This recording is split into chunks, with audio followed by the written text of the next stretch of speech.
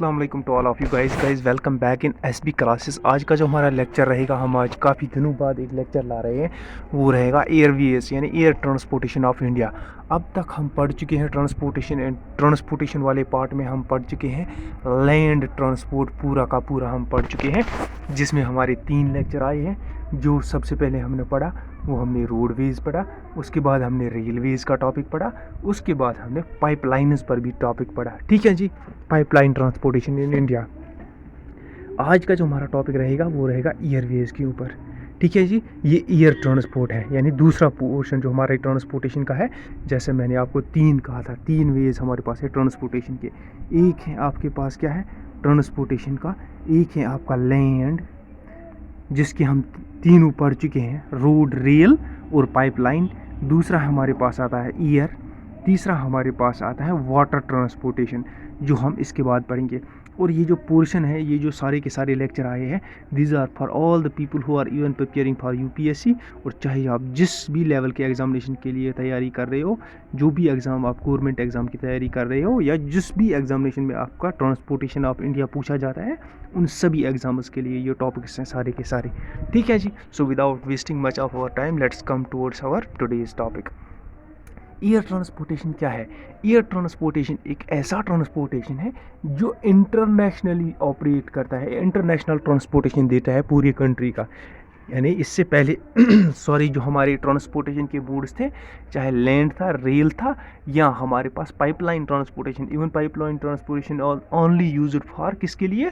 Transportation of gases and transportation of crude oil from, जहाँ से उनको निकाला जाता है, यानी oil fields to the refineries, यानी उन तक पहुँचाने के लिए, या इधर इधर उसको ट्रांसपोर्ट करने के लिए, ऑयल के लिए, ना कि पैसेंजर्स को, सिर्फ ऑयल और नेचुरल गैस के लिए। ठीक है जी, वो आपको उस टॉपिक में पूरा पढ़ा चुका हूँ, पाइपलाइन ट्रांसपोर्टेशन ऑफ इंडिया, वो आप वहाँ से भी देख सकते हैं। ठीक है, लेकिन ये जो आज का ट्रांसपोर्टेशन है, एयर ट्रांसपोर्टेशन, ये हमें इंटरनेशनल कम्युनिकेशन दे देता है।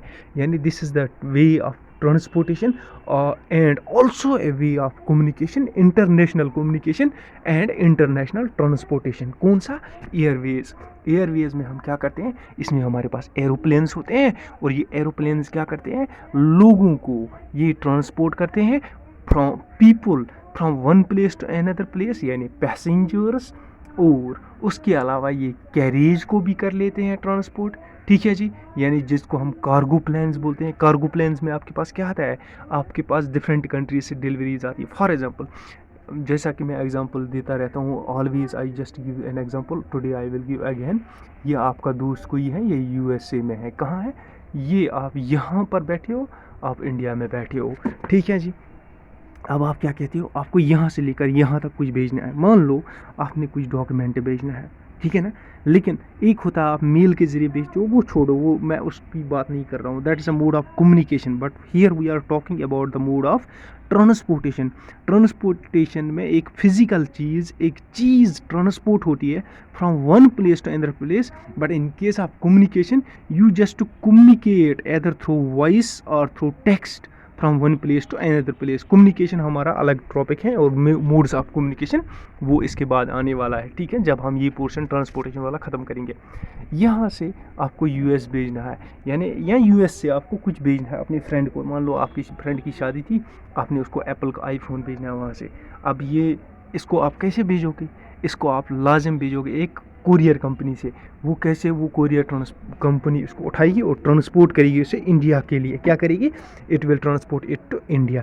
यानी यहाँ से लेकर जो ट्रांसपोर्टेशन हो गया, इसको बोलेंगे हम इंटरनेशनल ट्रांसपोर्टेशन हो गया। या ये अब ये जो ट्रांसपोर्टेशन हो गया, ये एक ऐसी चीज़ की मीडियम के ज़रिए हुआ है जो इंटरनेशनली चीज़ों को, थिंग्स को, पीपल को, लोगों को, पैसेंजर्स को क्या करता है, ट्रांसपोर्ट करता है from one place to another place.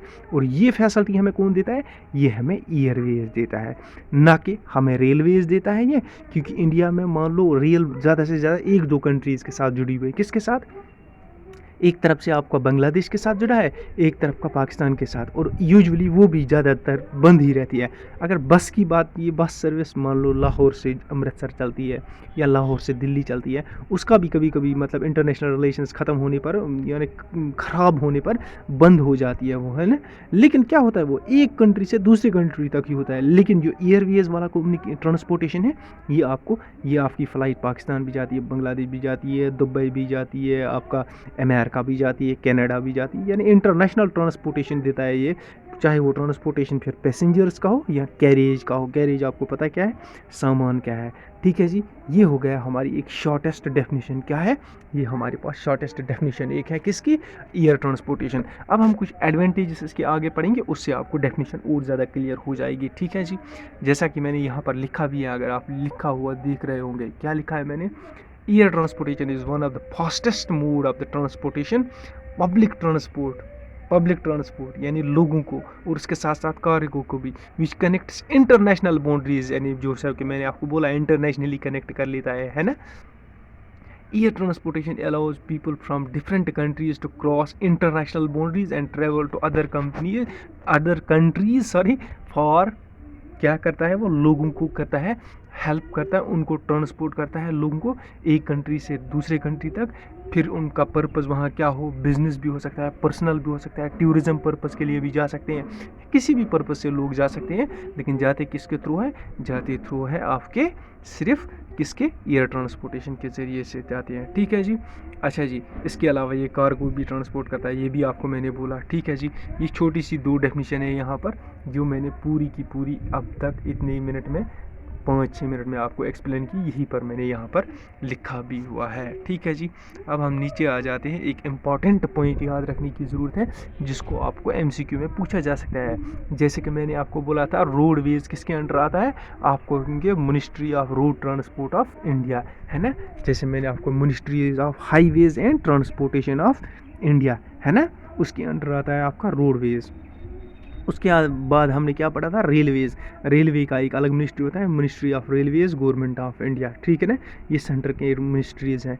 ठीक है, उसके बाद pipeline, oil and petroleum industries के मिनिस्ट्री के अंडर आती है। ठीक है जी, उसके बाद हमारे पास जो एयरवेज़ हैं, इसका एक अलग मिनिस्ट्री है। कौन सी है, ministry of civil aviation. Ministry of civil aviation, ये चीज़ यहाँ पर याद रखने की ज़रूरत है। ठीक है जी, जी, अब आप आ जाओ। अब देखो यहाँ पर एडवांटेजेस ऑफ एयरवेज़, क्या एडवांटेजेस ऑफ एयरवेज़ की एडवांटेजेस। सबसे पहली एडवांटेज क्या है, हाई स्पीड। हाई स्पीड क्या होता है, जल्दी जल्दी पहुँच जाना एक जगह से दूसरी जगह। ये कैसे पहुँच जाएगा, जब एक चीज़ की स्पीड हाई होगी। फॉर एग्ज़ाम्पल, अगर आपको श्रीनगर से आपको जाना है, फॉर एग्ज़ाम्पल, ये मैं आपको ये हाई स्पीड की एग्ज़ाम्पल बता दूँ। वैसे बताने की ज़रूरत नहीं थी, लेकिन थोड़ा सा इसमें टेस्ट आ जाता है, और थोड़ा एक्सप्लेनेशन जितनी डीप हो जाए, आगे इजी समझ में, एक्सप्लेन होने में इजी हो जाता है, और मुझे एक्सप्लेन करने में इजी होता है, और आपको अंडरस्टैंड करने में इजी हो जाता है।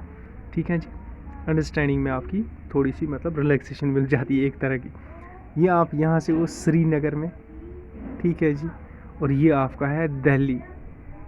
आपको श्रीनगर से दिल्ली जाना है, अगर आप रोडवेज़ में जाओगे तो कुछ ना कुछ 48 घंटे, अगर दिन रात चलते रहोगे 48 घंटे लग जाएंगे आपको। ठीक है जी, 48 घंटे।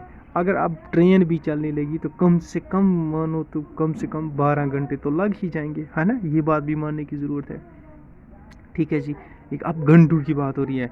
इंस्टेड ऑफ दैट, अगर आप एयरवेज़ के ज़रिए श्रीनगर से दिल्ली आते हो, बस 1 घंटा और 30 मिनट यानी 90 मिनट्स में खाली, यानी घंटों का सफ़र मिनटों में हो रहा है। This is possible only due to the airways transportation. यानी इससे क्या पता चलता है हमें, जो एयरवे ट्रांसपोर्टेशन है ये फास्टेस्ट है as compare to all the transportation services, whether that is land, any land service, चाहे वो कोई रेल हो, आपका रोड से बाई रोड जाओ आप, बाई रेल जाओ आप, किसी के ज़रिए भी जाओ, लेकिन सबसे ज़्यादा स्पीड किसकी है, सबसे ज़्यादा स्पीड आपकी है एयरवेज़ की, क्योंकि एयरक्राफ्ट बहुत, उसकी स्पीड बहुत ज़्यादा तेज़ होती है। ठीक है जी, ये एक चीज़ इसमें आ गई कि इसमें आपकी हाई स्पीड है कि नहीं। जब स्पीड हाई होगी तो इसका मतलब आपको क्या हो गया, सर्विस आपको फास्ट मिलेगी। क्या मिलेगी, फास्ट मिलेगी सर्विस। अभी मैं आपको एक एग्जांपल बताऊं, श्रीनगर से आता है आपका एप्पल्स होते हैं सप्लाई कहाँ, यूजुअली मैन हम दिल्ली की बात करेंगे, दिल्ली के लिए होता है ना। फिर कहते हैं कि रास्ते में वो ख़राब हो गया, क्यों, डिले लग गया उसमें। डिले किसकी वजह से लगता है, रोड में कुछ प्रॉब्लम है, या गाड़ी आस्ते चलती है, या गाड़ी चल भी रही थी लेकिन जल्दबाजी में वो कुछ ना कुछ उसमें प्रॉब्लम हो गई, ख़राबी हो गई उसमें, है ना। अगर यही एयर के ज़रिए बाई एयर ट्रांसपोर्ट किया जाए, यानी उसी टाइम श्रीनगर से पैक किया जाए और दिल्ली के लिए आधे घंटे 1.5 घंटे में ये दिल्ली पहुंच जाएगा। बताओ कितना कम मतलब टाइम में ये पहुंच जाएगा। इसको बोलते हैं फास्ट सर्विस, है ना, फास्ट सर्विस। इस फास्ट सर्विस की वजह से क्या हो जाएगा, जो इसका मतलब रास्ते में कुछ चांसेस रहते हैं थेफ्ट के, एक्सीडेंट्स के या ख़राब होने के, वो सारे के सारे चांसेस इसमें ख़त्म हो जाते हैं। ठीक है जी। ओवरऑल यहाँ भी एक्सीडेंट के चांसेस थोड़े होते हैं, वो तो अलग बात है, लेकिन थेफ्ट के चांसेस यहाँ ज़ीरो होते हैं। ठीक है जी। तो इसका मतलब जब ये स्पीड फास्ट है, इसका मतलब सर्विस भी फास्ट होगी। ठीक है जी। अच्छा, send almost everywhere your freight means सामान, है ना, ये आपका सामान किसी भी जगह भेज देता है। कौन, एयरवेज। कैसे, आपको यहाँ से कुछ पैक करना है, अमेरिका भी जा सकता है, कनाडा भी जा सकता है, पाकिस्तान भी जा सकता है, बांग्लादेश भी जा सकता है, चाइना भी जाएगा, रशिया भी जाएगा, सब जाएगा आपका सामान दुनिया में, कुरियर किसी भी जगह जाएगा। सॉरी, किसके ज़रिए जाएगा, वो एयरवेज़ के ज़रिए। इसका मतलब एयरवेज़ आपका सामान किसी भी जगह पहुंचा सकती है, एज़ कम्पेयर टू आपका रोड ट्रांसपोर्ट और आपका रेलवेज़। ठीक है जी, समझ में आ गया। हाई स्टैंडर्ड ऑफ सिक्योरिटी, यानी इसमें सिक्योरिटी बहुत हाई रहती है, यानी चोरी वोरी का कोई टेंशन नहीं है। ठीक है जी। अगर आप देखो शिपमेंट में भी क्या होता है, कभी कभी शिप में एक्सीडेंट होता है, चाहे पॉसिबिलिटी होती है, या वज़न ज़्यादा हो जाता है तो वो रिस्क कम कर लेते हैं, कुछ सामान समंदर में ही फेंक देते हैं, है कि नहीं। लेकिन यहाँ वो चांसेस नहीं है, यहाँ ये बिल्कुल सेफ़ रहता है। इरेस्पेक्टिव कभी कभी जब एयरक्राफ्ट में एक्सीडेंट हो जाता है वो अलग बात है, लेकिन यहाँ सिक्योरिटी ज़्यादा रहती है आपके सामान की। कहाँ, एयरवेज ट्रांसपोर्टेशन में। ठीक है जी। पांचवा एडवांटेज क्या है, नेचुरल रूट। कोई रोड बनाने की ज़रूरत नहीं है, कोई रेलवे ट्रैक बिछाने की ज़रूरत नहीं है जहाँ से एयरक्राफ्ट चलेगा। इसका मतलब ये कहाँ से चलता है, ये एक नेचुरल रूट से चलता है। नेचुरल रूट मीन्स जहाँ से आसमान में, हवा में ये चाहे ये चल सकता है ना। अब लेकिन आगे पीछे इसको बंदे एयर ATC वाले जिनको बोलते हैं एयर ट्रैफिक कंट्रोल, ये इसको मॉनिटर करते हैं, रास्ता दिखाते हैं। लेकिन कोई ज़रूरी नहीं है, कोई इसमें कोई इन्वेस्टमेंट नहीं करना पड़ता है रोड बनाने के लिए, वो बनाने के लिए, है कि नहीं। ये एक नेचुरल रूट से चलता है। ठीक है जी। और सबसे बड़ी बात क्या है, जब ये नेचुरल रूट से चलता है ना, तो कभी कभी जब फ्लड्स आ जाते हैं, आपके अर्थक्वेक्स आते हैं, एक्सीडेंट्स होते हैं, फेमाइन्स आते हैं ना, उसमें ये बहुत ज़्यादा हेल्पफुल रहता है गवर्नमेंट के लिए। कौन, जैसे फ्लड्स में आप देख रहे हो हेलीकॉप्टर्स के ज़रिए लोगों को निकाला जा रहा है ना। बीच किसी जगह फंसा हुआ है, बीच है ना, कहीं बीच इन द सेंस मतलब पानी चारों तरफ से, बीच में कोई बंदा फंसा हुआ है। अब वहाँ गाड़ी नहीं पहुँच सकती है, रेल नहीं पहुँच सकती है, पहुँचेगा तो सिर्फ एक सर्विस पहुँच सकती है, वो है आपका एयरवेज। हेलीकॉप्टर जाता है, रेस्क्यू करता है लोगों को। आपने देखा होगा फ्लड्स में भी ये सिचुएशन होती है, या अर्थक्वेक से रोड ख़त्म हो जाते हैं, वहाँ गाड़ियाँ नहीं पहुँचती हैं, रेल नहीं पहुँचती हैं, तो वहाँ सिर्फ एक ही चीज़ पहुँचती है फास्ट सर्विस के लिए। वो कौन सी है, वो आपका कौन सा है, एयरवेज है जनाब। ठीक है जी, समझ में आ गया।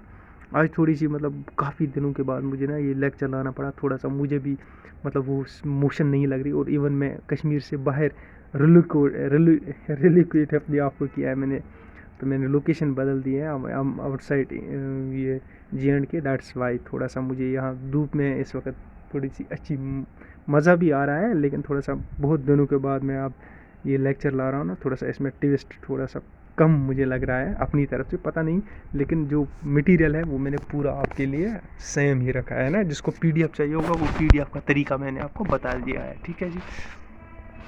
अच्छा जी, there is less need of heavy packaging. देखो, अगर आप कभी कभी चीज़ बेचते हो ना, एक जगह से दूसरी जगह, आप रेल में बेचते हो, गाड़ी में बेचते हो, तो आपको डर रहता है कहीं इसमें कोई नुकसान ना हो, टूट ना जाए, है ना। कोई सेंसिटिव चीज़ होती है, लेकिन आपके TVs होते हैं, वॉशिंग मशीन्स होती हैं, रेफ्रिजरेटर्स होती हैं, इलेक्ट्रॉनिक्स की कुछ चीज़ें होती हैं ना, अगर वो ऐसे बेच देंगे ना, तो वो टूट जाएंगे ना। गाड़ी में स्पीड ब्रेकर होता है, या रेल में भी इधर इधर ऊपर नीचे हो ही जाता है ना, टूटता रहे। तो उसमें क्या हो जाता है, उसमें मतलब ब्रेकेजिंग यानी नुकसान होने के चांसेस ज़्यादा रहते हैं। लेकिन जो एयर ट्रांसपोर्टेशन है इसमें बिल्कुल कोई आपका इस तरीके का कोई नुकसान होने की कोई चांसेस है ही नहीं। तो जब चांसेस है ही नहीं तो आपका जो ये पैकेजिंग कॉस्ट है, आपको 1 लाख की चीज़ को पैकेजिंग करनी पड़ती थी, वो कॉस्ट हो जाती थी 2-3 हज़ार। लेकिन इधर वो पैकेजिंग का 2-3 हज़ार आपको बिल्कुल बच जाता है एयर ट्रांसपोर्टेशन में, ठीक है। अच्छा जी, अब साथ में डिसएडवांटेजेस को भी कुछ पढ़ लेते हैं। एडवांटेज और डिसएडवांटेजेस अब आप दोनों पढ़ोगे तो उससे आपको बिल्कुल क्या हो जाएगा, बिल्कुल ये टॉपिक आपको क्लियर हो जाएगा, ये पूरा का पूरा एयरवेज क्या है, ठीक है जी। डिसएडवांटेजेस क्या है, देखो डिसएडवांटेजेस क्या है। सबसे पहले रिस्की है। रिस्की किस सेंस में है, travel riskious mode of transport, there can be considerable loss of goods. देखो गुड्स और सर्विसेज का यहाँ लॉस हो सकता है सिर्फ एक चीज़ में, अगर आपका एरोप्लेन क्रैश हो गया ना तो बिल्कुल आपका कुछ नहीं बचने वाला, सब कुछ ख़त्म हो जाएगा, है ना। आपके गुड्स सर्विसेज इवन पैसेंजर सब के सब ख़त्म, है ना। इसलिए ये ज़्यादा रिस्की माना जाता है। क्या माना जाता है, रिस्की। ऑलमोस्ट ये ऑलवेज नहीं होता है, कभी कभार 1000 दफ़ा 1,00,000 दफ़ा में एक बार हो जाता है ना। लेकिन अब इसमें टेक्नोलॉजी एडवांसमेंट होने लगी है, अब ये एक्सीडेंट बहुत कम होने लगे हैं, अब इसमें एडवांस फीचर्स भी आने लगे हैं ना। तो अगर एक्सीडेंट हो भी जाएगा तो लोग कैरेज वैरेज बच जाएगा, ये एडवांसमेंट के बारे में सोच रहे हैं वो लोग, ठीक है। तो उसके बाद दूसरी एक चीज़ होती है, तो उसके बाद क्या होता है, दूसरा हमारे पास है कॉस्ट। कॉस्ट इसमें बहुत ज़्यादा लगता है। देखो अगर आपको श्रीनगर से जम्मू ट्रक में भेजना है ना 1000 पेटी, तो मैं अपने हिसाब से एक गेस लगाता हूँ, मान लो आपका जो ट्रांसपोर्टेशन चार्जेस हैं वो आपका 1,00,000 फॉर एग्जांपल बोलते हो, मुझे पता नहीं है लेकिन मैं कहता हूँ 1,00,000 रुपये लग जाता है ट्रक के ज़रिए। लेकिन अगर यही 100,000 पेटियाँ अगर आप भेजते हो ना, किसके ज़रिए भेजते हो, अगर आप एक मेरे ख्याल से इस एरोप्लेन के ज़रिए भेजोगे, मेरे ख्याल से 10,00,000 रुपये कॉस्ट हो जाएगा आपको, more than that, even more than that. इसका मतलब क्या है कि ये कॉस्टली है as compare to other modes of transportation. ये आपको ऐसे भी पता चलेगा, श्रीनगर से अगर आप कहाँ आना चाहते हो, if you just wanna come from Srinagar to Delhi by road, आपका लग जाएगा ज़्यादा से ज़्यादा 2500। बाई ट्रेन भी अगर मान लो ट्रेन चलती होगी तो 1000 रुपया मान लो लग जाएगा। लेकिन अगर आप बाई ईयर आना चाहते हो ना, 7,000 से कम की बात ही नहीं है आजकल, है ना। इसका मतलब ये क्या, इसका डिसएडवांटेज है, इसमें कॉस्ट ज़्यादा लगता है, हाई कॉस्ट लिया है, ठीक है जी। सम प्रोडक्ट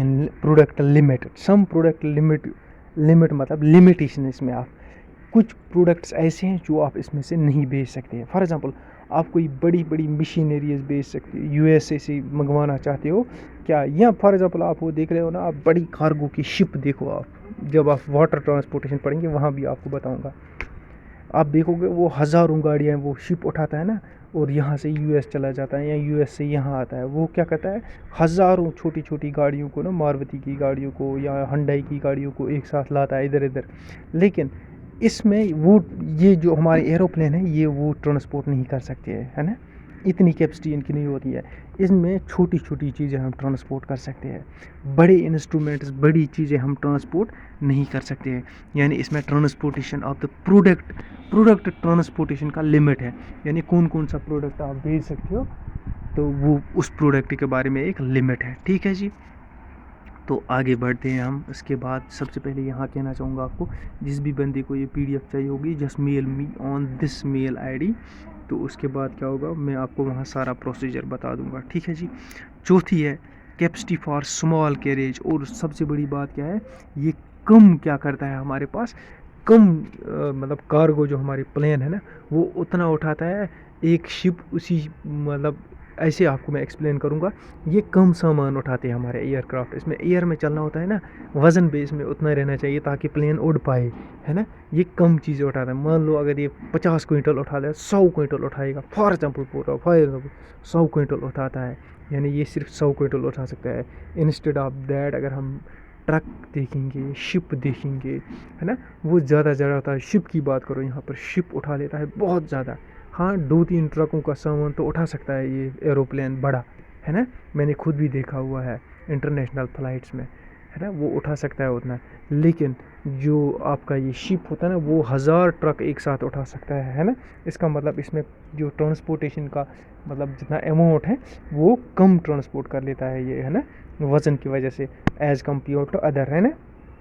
अदर इधर मैं कह रहा हूँ सिर्फ वाटर वेज की, है ना। इनॉर्मस इन्वेस्टमेंट, इधर इन्वेस्टमेंट बहुत चाहिए होती है। क्या चाहिए होती है? बहुत इन्वेस्टमेंट। बहुत इन्वेस्टमेंट आपको मतलब ये हो गया कि जितना आपको ट्रक 10 खरीदने में लग जाएंगे ना, 50 ट्रक खरीदोगे ना, उतने में आप एक एरोप्लेन खरीदोगे। आप क्या खरीदोगे? एरोप्लेन खरीदोगे। फिर ट्रक में आपको ड्राइवर रखना है और क्या रखना है? एक कंडक्टर रखना है। लेकिन यहाँ वो सिस्टम नहीं चलता है। इधर आपको गवर्नमेंट की तरफ टैक्स भी देना पड़ेगा। कौन सा? आपको एयरपोर्ट भी यूज़ करना है भाई, आपको एयर होस्टेस भी चाहिए, आपको पायलट भी चाहिए। इधर आपको वो मामूली सा ड्राइवर नहीं चाहिए होता है, पायलटों की सैलरी लाखों में जाती है। हाईली क्वालिफाइड इसमें जितना भी स्टाफ आपको चाहिए, चाहे वो नीचे टायर साफ़ क्यों ना कर रहा हो, या अंदर बैठे जहाज़ क्यों ना चला रहा हो, या एक एयर होस्टेस क्यों ना हो, वो हाईली क्वालिफाइड होते हैं, उनकी सैलरी भी हाई होती है। एक प्रोफेशनल स्टाफ चाहिए होता है इसके लिए। किसके लिए? एयरवेज़ के लिए। तो ये भी इसके लिए आगे डिसएडवांटेज है। लेकिन जो अंदर ट्रैवल करते हैं उनके लिए, पैसेंजर्स के लिए, ये लोग एज एडवांटेज होते हैं। ठीक है जी, ये एयरवेज़ ऑफ इंडिया।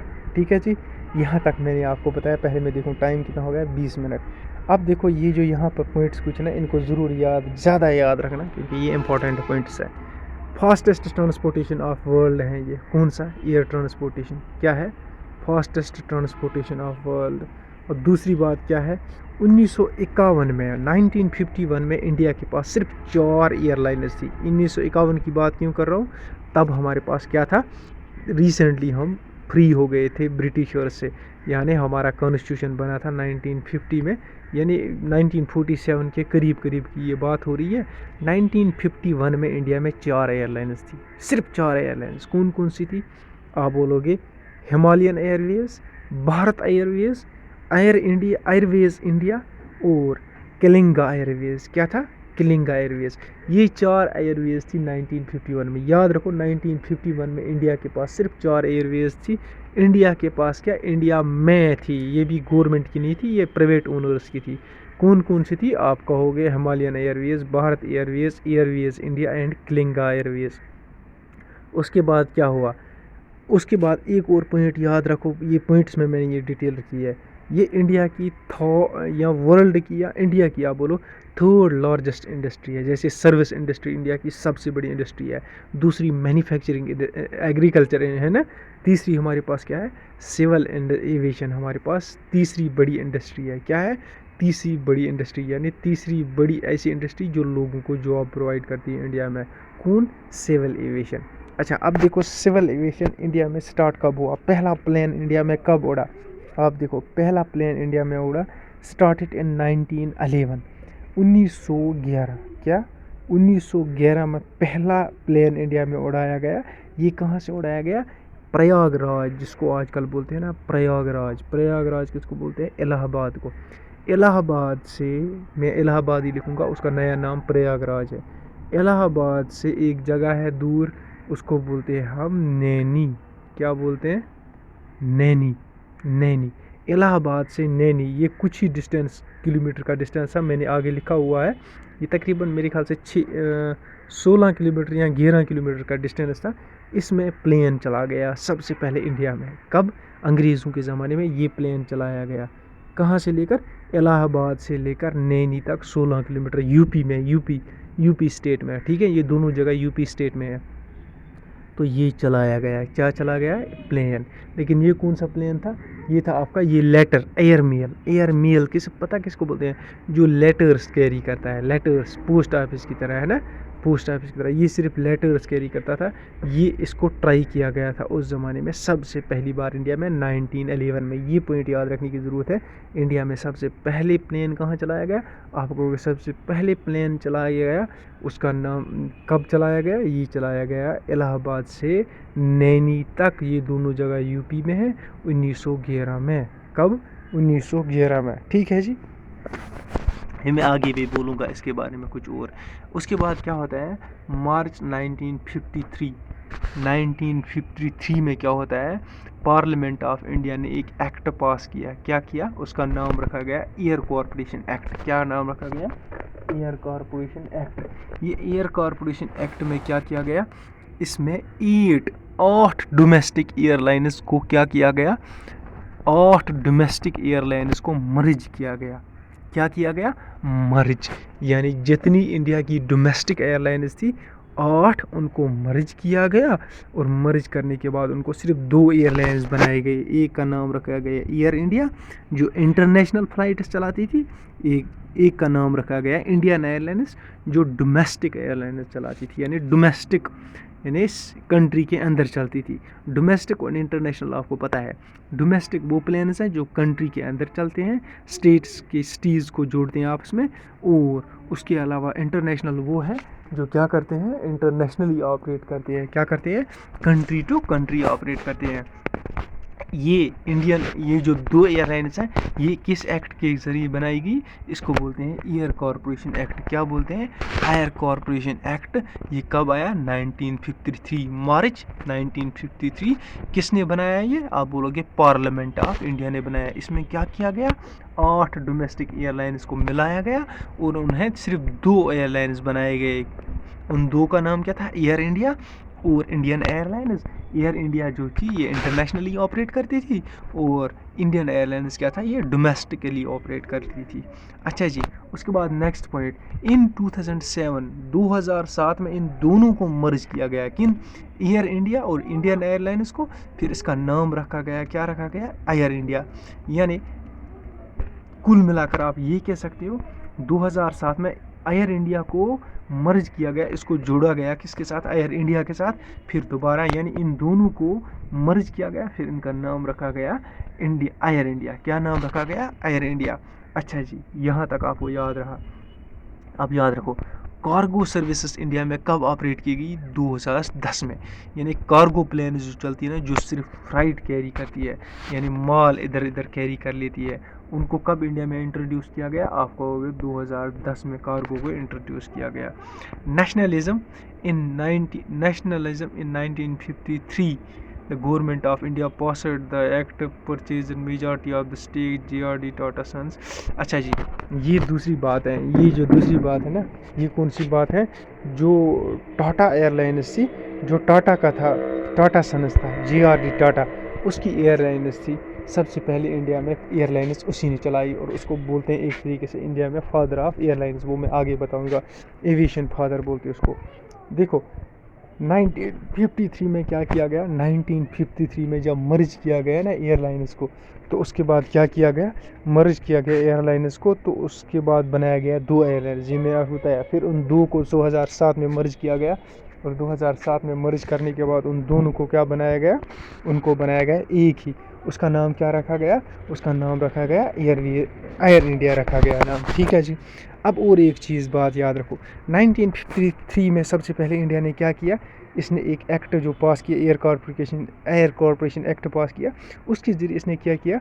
उसने JRD टाटा जो थी ना, ये JRD टाटा जो था ना, टाटा सन्स, ये क्या करती थी? ये चलाती थी, एक एविएशन कंपनी चलाती थी, टाटा सन्स। क्या चलाती थी? टाटा सन्स चलाती थी। यानी उनके पास एक एविएशन कंपनी थी, वो उसका नाम था टाटा सन्स। टाटा सन्स के जो फाउंडर थे ना, JRD टाटा, आज उनका बेटा है कौन? बेटे का बेटा है रतन टाटा। ठीक है ना। उसने क्या किया? उससे गवर्नमेंट ने शेयर खरीदे। किसके? उसी टाटा एयरलाइंस के मेजॉरिटी ऑफ द शेयर। मतलब ये हो गया कि अब 60% से ज़्यादा, 50% से ज़्यादा शेयर्स गवर्नमेंट ऑफ इंडिया ने खरीदे। तो उसका नाम फिर बदल कर उसने क्या रख दिया? वही जो मैं आपको अभी बोल रहा था, एयर इंडिया और इंडियन एयरलाइंस, वो 2। तो उसके बाद क्या किया गवर्नमेंट ऑफ इंडिया ने? उसने JRD टाटा को एक कॉन्ट्रैक्ट दिया। JRD टाटा जो था, उसको 1977 तक उन्होंने क्या किया? उसको कहा कि आप चेयरमैन रहो। किसके? एयर इंडिया के चेयरमैन रखा 1977 तक। फिर उसके बाद क्या हुआ? फिर उसके बाद गवर्नमेंट ऑफ इंडिया ने उसके बाद नए ऑफिसर्स लाने शुरू कर दिए, जब JRD टाटा की डेथ हो गई। JRD टाटा किसका? सॉरी, ग्रैंड फादर नहीं है वो, रतन टाटा का फादर हैं वो, रतन टाटा का। ठीक है जी। कुल मिलाकर यहाँ पर आपको यहाँ तक आने के बाद एक बात आपको रिमाइंड करना चाहता हूँ। 1953 में ये एयर कॉरपोरेशन एक्ट आया, उसके ज़रिए इंडिया ने सबसे पहले क्या किया, उसने जीआरडी टाटा की जो थी ना, टाटा एविएशन, जो मान लो आप जो थी ना टाटा एविएशन, जीआरडी टाटा जो था उसकी एक कंपनी चल रही थी, टाटा सन्स उसका नाम था, यानी टाटा एविएशन कंपनी आप उसको ऐसे बोल सकते हो, टाटा सन्स, ये एक एविएशन कंपनी थी। उसके मेजॉरिटी ऑफ द शेयर्स किसने खरीदे, इसके मेजॉरिटी ऑफ द शेयर्स खरीदे किसने, आपकी गवर्नमेंट ऑफ इंडिया ने। उसके बाद उसका चेयरमैन कंटिन्यू रखा जीआरडी टाटा को 1977 तक। लेकिन मेजॉरिटी ऑफ द शेयर खरीदने का मतलब ये हो गया कि ओनरशिप ले ली, क्या ले ली, ओनरशिप ले ली, ठीक है जी। फिर उसी के साथ साथ एयर कॉरपोरेशन एक्ट में उन्होंने दूसरी एक चीज़ की, जितनी और एविएशन कंपनियां थी उनको मिलाकर क्या किया, सिर्फ 2 ही एविएशन कंपनियां बनाई इंडिया में। एक का नाम रखा था एयर इंडिया, एक का नाम रखा इंडियन एयरलाइंस, ठीक है जी। एयर इंडिया क्या करती थी, इंटरनेशनली ऑपरेट करती थी, एयर इंडिया क्या करती थी, और इंडियन एयरलाइंस क्या करती थी, इंडियन एयरलाइंस आपका करती थी डोमेस्टिकली ऑपरेट करती थी, ठीक है जी। यहाँ तक समझ में आ गया। ये समझने में अगर आपको प्रॉब्लम हो रही है तो ये पॉइंट्स आप खुद भी पढ़ सकते हो। थोड़ा सा मुझे आज मतलब टेस्ट भी उस तरीके से नहीं लग रहा है, तो लग जाएगा आस्ते आस्ते, और ये टॉपिक थोड़ा डिफरेंट भी है, इसी को तरीके से आपको इसको याद भी रखने की कोशिश करना है। तो आगे बढ़ते हैं। देखो उसके बाद हमारे पास ये एक एब्रीवेशन आती है IAAI, international airport authority of India. ये याद रखो, ये कब बनाई गई, 1972 में बनाई गई। कब बनाई गई, 1972 में बनाई गई, international airport authority of India, ठीक है जी, याद रखो। उसके बाद नेशनल एयरपोर्ट अथॉरिटी यानी NAA, ये 1986 में बनाई गई। कब बनाई गई, 86 में बनाई गई। अब याद रखो 1994 1994 में बोथ द एबो यानी airport international airport authority of India and national airport authority, ये क्या करती थी, इन दोनों को मर्ज किया गया, किसके ज़रिए, पार्लियामेंट के एक्ट के ज़रिए मर्ज किया गया और बनाई गई एक नई ऑर्गेनाइजेशन। उसका नाम रखा गया एयरपोर्ट अथॉरिटी ऑफ इंडिया। क्या नाम रखा गया, एयरपोर्ट अथॉरिटी ऑफ इंडिया। क्या नाम रखा गया, एयरपोर्ट अथॉरिटी ऑफ इंडिया। यहाँ तक तो बिल्कुल आपको समझ में आ गया होगा। ये देखते हो, जब टाटा की सन्स के पास थी ना, तब प्लेन ऐसे हुआ करते थे, ठीक है जी। अब देखो ये एयरपोर्ट अथॉरिटी ऑफ इंडिया, इसके बारे में थोड़ी सी बात याद रखो। एयरपोर्ट अथॉरिटी ऑफ इंडिया क्या है, एक स्टैट्यूटरी बॉडी है, यानी गवर्नमेंट ऑफ इंडिया के अंडर आती है, ये एक एक्ट के ज़रिए बनाई गई है, ठीक है। ये क्या करती है, ये एयरपोर्ट्स को मेंटेन करती है। और एयरपोर्ट्स में क्या होता है, एक तो पैसेंजर्स के लिए वो फैसिलिटियाँ, दूसरा ATCs जो होते हैं ना, जो दिखाते हैं, वो रास्ता वास्ता दिखाते हैं, प्लेन्स को लैंड करवाते हैं, टेक ऑफ करवाती है, वो सारी सर्विसेज प्रोवाइड कर लेती हैं एयरक्राफ्ट्स को भी, पैसेंजर्स को भी, एविएशन कंपनीज़ को भी। ये किसके ज़रिए पॉसिबल होता है, ये होता है एयरपोर्ट अथॉरिटी ऑफ इंडिया। और ये क्या करती है, एयरपोर्ट्स को मेंटेन कर लेती है, ठीक है जी। यहाँ तक आपको समझ में आ गया। थोड़ी सी बात अगर आपको याद रहती है तो याद रखो, एयरपोर्ट अथॉरिटी ऑफ इंडिया का ये लोगो है। इंडस्ट्री क्या है, ये एयरपोर्ट कंस्ट्रक्शन, एक तो एयरपोर्ट बनाती भी है, कंस्ट्रक्ट भी करती है और उनका मेंटेनेंस भी करती है, ठीक है जी। और उसके बाद आ जाओ, ये किसके अंदर आती है, civil aviation department government of India के अंदर आती है। कब बनाई गई, 1 अप्रैल 1995 में बनाई गई। हेड क्वार्टर इसमें कहाँ है, दिल्ली में। बोलो आप सीधे, इतना याद रखने की ज़रूरत नहीं है। दिल्ली में। कौन सा एरिया में सर्विस देती है, ये तो ऑफकोर्स इंडिया में ही देगी, है ना। और की पीपल इसमें कौन कौन से, एक तो याद रखो, ये चेयरमैन अगर याद रहता है संजीव कुमार, और अरुण कुमार कौन सा है, DGCA, director general civil aviation, ठीक है जी। इतना याद रखो, यानी ज़्यादातर आप याद रखो ये कौन सा, संजीव कुमार जो चेयरमैन है इसके, ठीक है जी। अब ये एयरपोर्ट अथॉरिटीज़ ऑफ इंडिया, इसके प्रोडक्ट्स कौन कौन से हैं, देखो कौन कौन से प्रोडक्ट, क्या क्या सर्विसेज देती है हमें ये, या आप देखो, एयरपोर्ट मेंटेनेंस, ये एयरपोर्ट मैनेजमेंट करती है। एयरपोर्ट पे जितनी भी चीज़ों की ज़रूरत है या होती हैं या होंगी, उन सब चीज़ों को ये मेंटेन कर लेती है, ठीक है जी।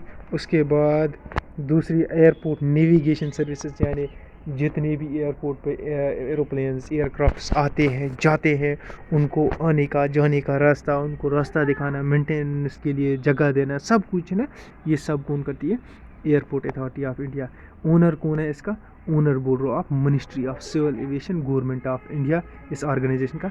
एम्प्लॉय देखो अब तक इसके कितने हैं, एज ऑन 2020 में इसके इतने एम्प्लॉयज़ थे, कितने थे? 17,000, 17,500 से ज़्यादा। ठीक है जी। डिवीज़न ये याद रखने की ज़रूरत नहीं है, वेबसाइट भी याद रखने की ज़रूरत नहीं है। अगर आपको याद रहता है तो और एक चीज़ याद रखो, मैं इधर कहना भूल गया आपको, ये कितने एयरपोर्ट्स को मैनेज कर लेती हैं ये मैं आगे भी बताऊंगा आपको। 137 एयरपोर्ट्स, कितने? 137 एयरपोर्ट्स इंडिया में, 137 एयरपोर्ट्स हैं इंडिया में, और 137 एयरपोर्ट्स हैं टोटल इंडिया में, जिनमें 34 क्या है आपके इंटरनेशनल है, 10 कस्टम एयरपोर्ट है, 81 डोमेस्टिक एयरपोर्ट है, 23 सिविल इनक्लेव्स है। ये है डिफेंस फील्ड्स। सिविल इनक्लेव मतलब जहाँ पर क्या है, जहाँ पर दोनों रहते हैं, आपका एयरफोर्स भी रहती है और साथ में वहाँ पर सिविल प्लेन्स भी उड़ते हैं, जैसे जम्मू सिविल इनक्लेव हो गया, कश्मीर में जो एयरपोर्ट है ये भी सिविल इनक्लेव है ना, और साथ में और भी सिविल इनक्लेव्स बहुत सारे हैं। इसी तरह इंटरनेशनल टर्मिनल्स अलग होते हैं, डोमेस्टिक टर्मिनल्स अलग होते हैं, है ना। ये सारी चीज़ें याद रखने की ज़रूरत है। ठीक है जी, ये सब हो गया हमारे पास इसके बारे में, एयरपोर्ट अथॉरिटीज़ ऑफ इंडिया के बारे में। लेक्चर लंबा होता जा रहा है तो इसके लिए थोड़ा सा मैं शॉर्ट करने की कोशिश करूँगा। एयरपोर्ट अथॉरिटीज़ ऑफ इंडिया में कौन कौन होता है? देखो, चेयरमैन होता है, एक चेयरमैन होता है और 5 मेंबर्स होते हैं जो होल टाइम मेंबर्स होते हैं, यानी जो फुल परमानेंट होते हैं, और एक चेयरमैन होता है जो हर 5 साल के लिए होता है। ठीक है जी, समझ में आ गया एयरपोर्ट अथॉरिटीज़ ऑफ इंडिया के बारे में। अच्छा जी, अब इसके कितने हेड क्वार्टर्स हैं? इसके हैं तकरीबन हमारे पास मेरे ख्याल से 1 2 3 4 5 रीजनल हेड क्वार्टर्स हैं एयरपोर्ट अथॉरिटीज़ ऑफ इंडिया के। सबसे पहले याद रखो इसका हेड क्वार्टर कहाँ है? आप कहोगे दिल्ली में। रीजनल हेड क्वार्टर से इतने कितने हैं? आप कहोगे ईस्टर्न रीजनल हेड क्वार्टर जो कोलकाता में है, वेस्टर्न रीजनल हेड क्वार्टर जो मुंबई में है, नॉर्दर्न रीजनल हेड क्वार्टर जो कहाँ पर है? दिल्ली में है और दिल्ली में हेड क्वार्टर भी है। Southern regional head quarter Tamil Nadu में है ना, चेन्नई में। नॉर्थ ईस्ट हेड क्वार्टर ये गुवाहाटी आसाम में है। ठीक है जी, यहाँ तक समझ में आ गया, इतना याद रखो। Other establishments of airport authorities of India, यानी एयरपोर्ट अथॉरिटीज़ ऑफ इंडिया के अंदर कुछ और भी आपके पास क्या आती है? एस्टेब्लिशमेंट आती है। और कौन कौन सी एस्टेब्लिशमेंट्स आती हैं आप देखो, वो airport authorities of India have AAI, यानी airport authorities of India have 5 training establishments including ATS training organisation. इसके पास और भी बहुत सारी ऑर्गेनाइजेशन छोटी छोटी है, यानी कुछ एयरक्राफ्ट्स के बारे में, कुछ ट्रेनिंग्स के, पायलट्स की ट्रेनिंग्स के बारे में, पायलट्स की लेसन्स के बारे में, है ना। वो कौन कौन से, जैसे सिविल एविएशन ट्रेनिंग कॉलेज है इसके प्रयागराज में, जो प्रयागराज इलाहाबाद में है, यानी वहाँ पायलट्स बनाते हैं, उनको ट्रेनिंग देते हैं ना, वो भी कॉलेज है इनके पास। वो किसके अंदर आता है? Airport authorities of India. Hyderabad training centre, Hyderabad में भी ट्रेनिंग देते हैं पायलट्स को। ठीक है जी, ये भी कहाँ किसके अंडर आता है? ये भी किसका एक ऑर्गेनाइजेशन का एक ब्रांच है। आप कहोगे ये आपका एयरपोर्ट अथॉरिटीज़ ऑफ इंडिया का ब्रांच है। इसी तरह national institute of aviation training and management, ये कहाँ है? गोंदिया महाराष्ट्र, यानी महाराष्ट्र में है। ये भी क्या है आपका? ये भी आपका है एक एयरपोर्ट अथॉरिटीज़ ऑफ इंडिया का एक ऑर्गेनाइजेशन है, छोटी ऑर्गेनाइजेशन है। ठीक है जी, समझ में आ गया। अब आगे बढ़ो आप। इसी तरह है फायर ट्रेनिंग सेंटर्स। फायर मतलब कभी कभी एरोप्लेन में फायर लग जाती है, कुछ प्रॉब्लम आती है, उसके लिए डिफरेंट तरीके के लोग चाहिए होते हैं ना, जो देखिए बड़ी बड़ी फायर सर्विस गाड़ियाँ लेकर, उसके लिए भी लोगों को ट्रेनिंग चाहिए होती है। वो भी किसके पास है? वो ट्रेनिंग कॉलेजेस जो है ना, वो ट्रेनिंग इंस्टीट्यूट्स हैं, वो किसके हैं? वो भी एयरपोर्ट अथॉरिटीज़ ऑफ इंडिया के हैं। वो कहाँ कहाँ हैं, क्या क्या है, वो आपको याद रखने की ज़रूरत नहीं है। ठीक है जी, एक ये बात यहाँ मैंने शॉर्ट रखी है। Airport authorities of India was formed by airport authorities of India act. कब? 1994 में इसमें एक्ट बना था, और उसके बाद इसने फंक्शनिंग कब शुरू की थी? अप्रैल 1995। ठीक है जी, इतना समझ में आ गया। ये मैनेज करती है 137 एयरपोर्ट्स, इधर मैंने शॉर्ट में लिखा है, अगर आपको ऊपर याद नहीं रहेगा। मैनेजेस 137 एयरपोर्ट्स एमोंग देन, उनमें से 24 इंटरनेशनल एयरपोर्ट हैं, थ्री इंटरनेशनल सिविल इनक्लेव्स की मैंने डेफिनेशन बोली है। 10 कस्टम एयरपोर्ट्स, कस्टम एयरपोर्ट 10 हैं, कस्टम जहाँ कार्गो वार्गो आता है, डोमेस्टिक यानी यहाँ से जाता है सामान, ठीक है, और 80 डोमेस्टिक एयरपोर्ट्स हैं और 23 डोमेस्टिक सिविल इनक्लेव्स है। सिविल इनक्लेव्स के बारे में मैं आपको बता चुका हूँ, ठीक है जी। अब कुछ इंपॉर्टेंट पॉइंट्स हम देख लेते हैं, किसके बारे में, एविएशन सेक्टर के बारे में, यानी एयरवेज के बारे में। देखो, Juhu aerodrome the first and oldest airport of India. India का सबसे पहला एयरपोर्ट कौन सा है? अब जो सबसे पहला होगा जाहिर सी बात है वही तो सबसे ओल्डेस्ट होगा, है कि नहीं? ऐसा नहीं है जो आज बनाएंगे यही सबसे ओल्डेस्ट होगा ना, जो सबसे पहले बना है वही सबसे ओल्डेस्ट होगा। ये कौन सा है? जुहू एंड रोम, यानी जुहू जो मुंबई में है ना, ये जो जुहू एयरपोर्ट है, आज मुंबई में 2 एयरपोर्ट हैं, एक छत्रपति शिवाजी इंटरनेशनल टर्मिनल, एक है आपका ये जुहू एयरपोर्ट जो आपका आता है, इसमें मुझे याद नहीं आता है उस जगह का नाम, जुहू। वहाँ पर जो एयरपोर्ट है, जुहू एयरपोर्ट क्यों बोलते हैं आपको, अगर जुहू बीच में आप गए होंगे ना, जुहू बीच में जब आप बैठते हो वहाँ देखना हर एक मिनट में ऊपर से प्लेन निकलता जाएगा, आपको खुद समझ में आ जाएगा। वो इंडिया का सबसे पुराना एयरपोर्ट है, ठीक है जी। मेरे ख्याल से सेंटा क्रूज में है वो, ठीक है जी। अच्छा जी, वर्ल्ड वार सेकंड के दौरान उसको बनाया गया था और यूज़ भी किया गया था, ठीक है जी। फर्स्ट फ्लाइट टेस्ट, ये मैंने आपको बोला, क्या बोला, ये सबसे पहले फ्लाइट टेस्ट कहाँ किया गया इंडिया में? आपने पहले ही बोला प्रयागराज, जो हरिद्वार में है, सॉरी यूपी में है प्रयागराज, जिसको आज पहले इलाहाबाद बोलते थे, आज प्रयागराज बोलते हैं। वहाँ से लेकर नैनी तक वो कितना डिस्टेंस था, वो कब किया गया था? 18 फरवरी 1911 में, और उसमें डिस्टेंस कितना था, वो कहोगे आप 9.5 किलोमीटर, यानी 10 किलोमीटर के करीब, 9.7 किलोमीटर, 6 माइल जिसको बोलते हैं। फर्स्ट पायलट इन इंडिया, इंडिया का सबसे पहला पायलट कौन था? आप कहोगे मनमोहन सिंह। कौन था? मनमोहन सिंह। अच्छा, मनमोहन सिंह का खास एक बात क्या है, उसने 1930 में उसने प्लेन लाया था पहली बार, कहाँ से? इंग्लैंड से लाया था, कराची तक उसने प्लेन, इंग्लैंड से कराची तक उसने प्लेन लाया था, solo from Croydon airport England to Karachi, इसने प्लेन लाया था सोलो, यानी अकेले में लाया था इसने प्लेन। कहाँ से इसने लाया था? क्रेडोन एयरपोर्ट, यानी इंग्लैंड से लेकर कराची तक इसने प्लेन लाया था। कब लाया था? अच्छा, ये इसके बारे में लिखा है 1906 में पैदा हुआ है, 1942 में ये एक्सपायर हो गए हैं, ठीक है जी। यंग थे शायद काफ़ी। आज ये देखो उनकी तस्वीर, ठीक है जी, यहाँ तक समझ में आ गई। उसके बाद और एक चीज़ आ गई है, नंबर 1 एयरपोर्ट इंडिया का कौन सा है? इंडिया का नंबर 1 एयरपोर्ट, यानी जो सबसे अच्छा और जहाँ सबसे ज़्यादा भीड़ रहती है, वो है आपका IGI, Indira Gandhi international airport, Delhi. कौन सा? Indira Gandhi international airport Delhi. वो क्या है? वो सबसे फास्टेस्ट एयरपोर्ट है और सबसे ज़्यादा भीड़ भी वहीं पर रहती है, और सबसे नंबर 1 एयरपोर्ट इंडिया का वही है। उसके बाद कौन सा आता है? उसके बाद बहुत सारे और एयरपोर्ट्स आते हैं, Chhatrapati Shivaji international terminal Mumbai second number पर आता है, ठीक है जी।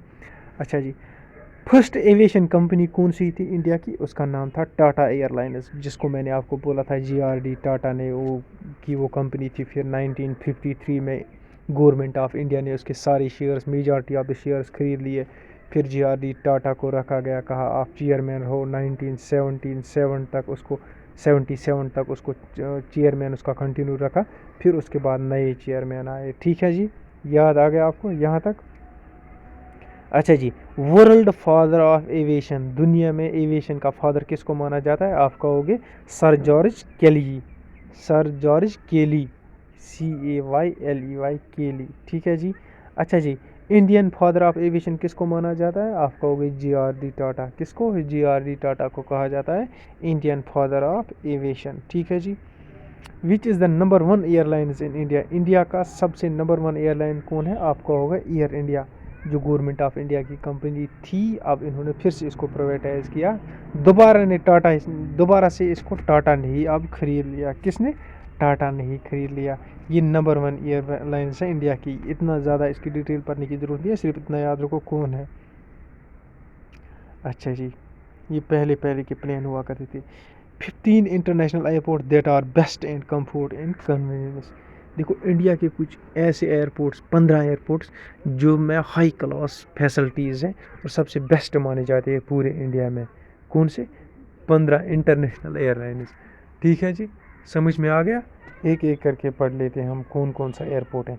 सबसे नंबर 1 आता है Indira Gandhi international airport Delhi, Chhatrapati Shivaji international airport Mumbai, Chennai international airport Chennai Tamil Nadu, Kempe Gowda international airport ये बेंगलुरु में है, राजीव गांधी इंटरनेशनल एयरपोर्ट ये आपका हैदराबाद में है, कोचीन इंटरनेशनल एयरपोर्ट कोची में है, त्रिवेंद्रम इंटरनेशनल एयरपोर्ट 7वें नंबर पर त्रिवेंद्रमपुरम में है, नेताजी सुभाष चंद्र बोस एयरपोर्ट कोलकाता में है, सरदार वल्लभ भाई एयरपोर्ट अहमदाबाद में है, कैलीकट इंटरनेशनल एयरपोर्ट कैलीकट में है, जयपुर इंटरनेशनल एयरपोर्ट जयपुर में है, डेबोलिम इंटरनेशनल एयरपोर्ट वास्को डी गामा ये आपका मेरे ख्याल से गोवा में है।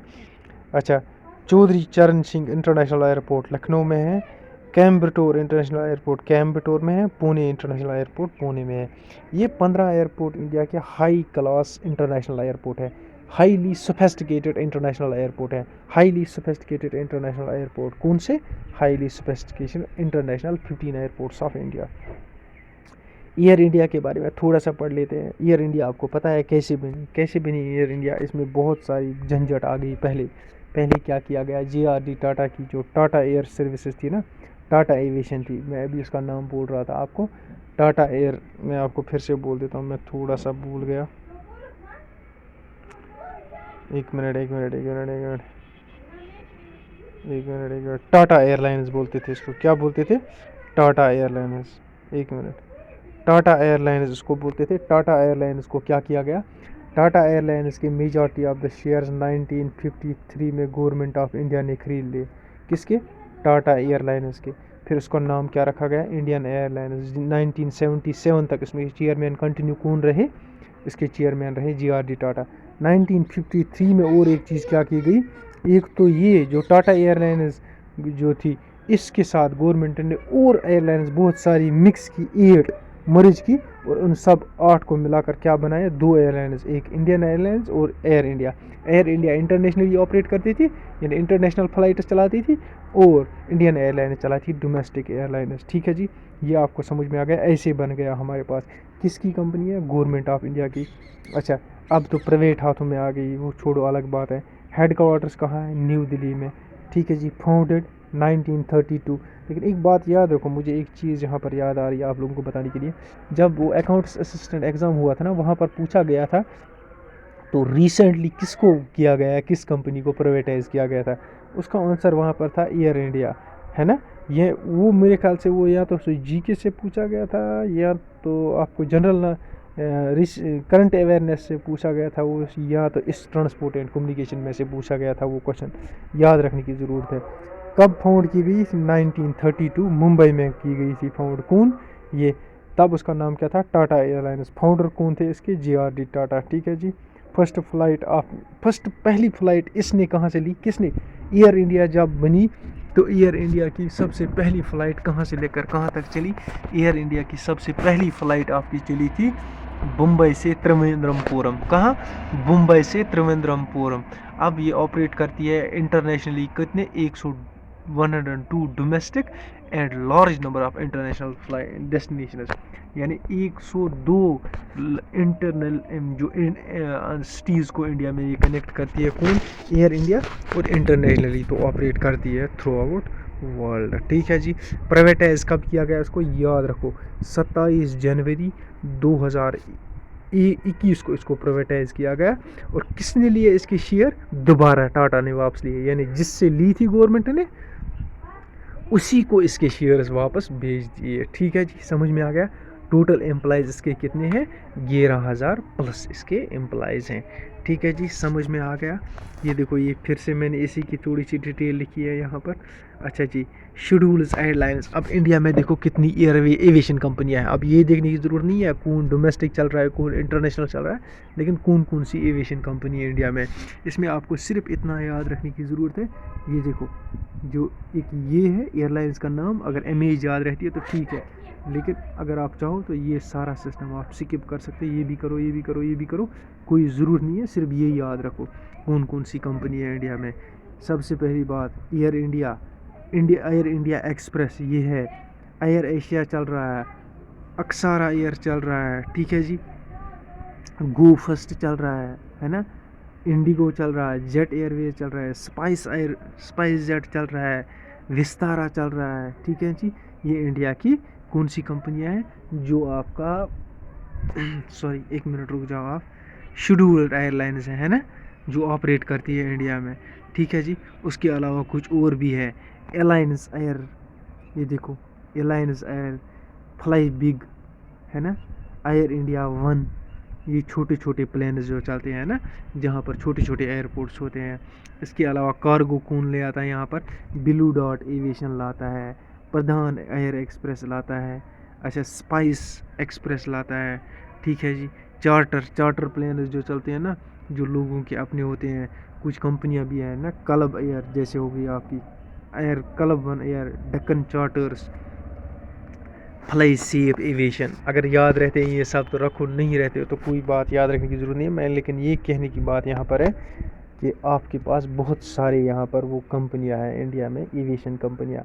पवन हंस याद रखो, ये हेलीकॉप्टर सर्विसेज प्रोवाइड करती है हिली एरियाज़ के लिए, ठीक है जी। इसके बाद अगर आप देखो टाटा एयर सर्विसेज सबसे पहले जब थी, सबसे पहले ऐसे हुआ करती थी, फिर थोड़ा सा बदल रूट इसके ये हुआ करते थे, फिर बदल गई, इसका नाम ये रखा गया एयर इंडिया, तो ऐसे आ गया है ना, ऐसे बन गई ये है ना, ये देखो। फिर उसके बाद तीसरे स्टेप में ये ऐसे बन गई जो आपके इधर वाले साइड में है, ठीक है जी। ये फिगर्स के मैंने कुछ डाल रही है, जब आप प्रिंट आउट निकालोगे तब समझ में आ जाएगा। टोटल एयरपोर्ट्स ऑफ इंडिया, देखो इंडिया में टोटल एयरपोर्ट्स कितने हैं आपको याद रखने की ज़रूरत है।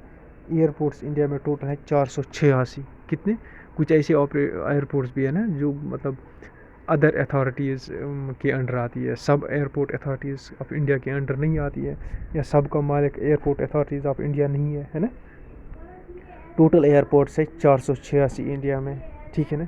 इसके अलावा कुछ स्ट्रिप्स हैं, बेसिस हैं ना, छोटी छोटी स्ट्रिप्स हैं जहाँ प्लेन उतरते हैं, छोटे छोटे, यहाँ एयर बेसिस हैं है ना, जहाँ हेलीकॉप्टर्स वो उड़ते हैं, ठीक है जी। अच्छा जी, करंटली इंडिया में क्या सिस्टम है, करंटली इंडिया में ए सिस्टम है। आप देखो ये याद रखो, 30 इंटरनेशनल एयरपोर्ट्स हैं, 10 कस्टम एयरपोर्ट्स हैं जहाँ पर कैरेज ट्रांसपोर्ट किया जाता है, 72 डोमेस्टिक हैं। अगर ये याद नहीं रखने की ज़रूरत है, रखो ऊपर वाला जो मैंने बताया, वहाँ मैंने 80 बताया, 80 डोमेस्टिक एयरपोर्ट्स हैं, वो याद रखो, ठीक है जी। डायरेक्टर जनरल सिविल एविएशन, इसका काम क्या होता है, ये क्या करता है, is the regulatory body in the field of civil aviation, primary dealing with the safety issues. ये सेफ्टी इशूज़ के साथ डील करती हैं, किसके सेफ्टी इशूज़, पैसेंजर्स, आपके एयरक्राफ्ट सेफ्टी के से रिलेटेड, मतलब सेफ्टी किस तरह की एविएशन, किस तरह की सर्विसेज आपको कस्टमर्स को देनी है, कैसे आप कस्टमर्स को सेफ रखोगे, है ना। यानी अगर कोई कंपनी लापरवाही करती है ना इन केस, तो आप क्या करते हो, इनके पास शिकायत करते हो, तो ये एक बॉडी होती है, ये इनके खिलाफ एक्शन लेती है, ये उनको रूल्स एंड रेगुलेशंस बताती है, आपको ये करना है, इस तरीके से आपको कस्टमर्स के साथ डील करनी है, ये आपको सर्विस देनी है, इस तरीके से आपको सेफ्टी देनी है, ठीक है जी। समझ में आ गया, ये चीज़ें बताती है हमारे पास, कौन बताती है, director general of civil aviation. अब इसके भी बहुत सारे रीजनल ऑफिस हैं, छोड़ो उनको पढ़ने की ज़रूरत नहीं है। अब ये देखो किसकी ऑर्गेनाइजेशन, आप बोलो गवर्नमेंट ऑफ इंडिया। अब इसका हेड कौन होता है, इसका हेड होता है डायरेक्टर जनरल जो होता है इसका, ठीक है जी। प्रेजेंट रेस्पॉन्सिबल कौन सा है, JSC India, ministry of civil aviation, ठीक है जी। डिप्टी मिनिस्टर रेस्पॉन्सिबल, छोड़ो इसकी बात कोई याद रखने की ज़रूरत नहीं है, ये भी छोड़ो आप, कोई ज़रूरी नहीं याद रखने की। एयरक्राफ्ट ब्यूरो इन्वेस्टिगेशन, ये भी एक ऑर्गेनाइजेशन बनाई गई है। इस ऑर्गेनाइजेशन क्या होता है, ये ऑर्गेनाइजेशन तब अपना काम शुरू करती है जब कोई एयरक्राफ्ट क्रैश होता है, फिर उसके बाद जो इन्वेस्टिगेशन उसके बारे में होती है, कैसे हुआ, क्या हुआ, किस तरीके से हुआ, वो कौन करती है, वो ये करती है आपको कौन, एयरक्राफ्ट इन्वेस्टिगेशन ब्यूरो। ये इसकी कुछ थोड़ी सी डिटेल्स मैंने बताई है, ठीक है जी, इतना याद रखो। उसके बाद पवन हंस पढ़ना तो नहीं था, लेकिन थोड़ा सा आइडिया देता हूँ। पवन हंस जो है ना, ये आपको देती है क्या, हेलीकॉप्टर सर्विसेज देती है उन एरियाज़ के लिए जहाँ पर आपका प्लेन नहीं चलता है, जहाँ एयरपोर्ट्स नहीं है, जहाँ बड़े प्लेन नहीं जाते हैं। कहाँ नहीं जाते हैं, फॉर एग्ज़ाम्पल कश्मीर में कश्तवाड़ डोडा नहीं जाता है, गुरेज़ नहीं जाता है ना। उन एरियाज़ के लिए आपको हेलीकॉप्टर सर्विसेज दे दी है कौन, एक कंपनी, उसको बोलते हैं पवन हंस। एक गवर्नमेंट ऑफ इंडिया की कंपनी है, हेड क्वार्टर इसका नोएडा में है, याद रखो। फाउंडेड कब बनाई गई, 15 अक्टूबर 1985। हब कहाँ है इसका, जुहू एयरपोर्ट में, ठीक है जी, जहाँ ज़्यादा इसके ये हेलीकॉप्टर्स रहते हैं। रेवेन्यू की बात छोड़ो, याद मत रखो। एम्प्लॉइज़ 10,000 प्लस हैं इसके, ठीक है। फ्लीट साइज़ मतलब हो गया इसके पास कितने एरोप्लेन्स हैं, आप कहोगे 43 एरोप्लेन्स इसके पास। कौन से एरोप्लेन्स नहीं, हेलीकॉप्टर्स इसके पास इतने हैं, ठीक है जी। पेरेंट ऑर्गेनाइजेशन किसके अंडर आती है, ये आती है ministry of civil aviation of government of India के अंडर आती है। ये देखो, ये इसकी तस्वीर है।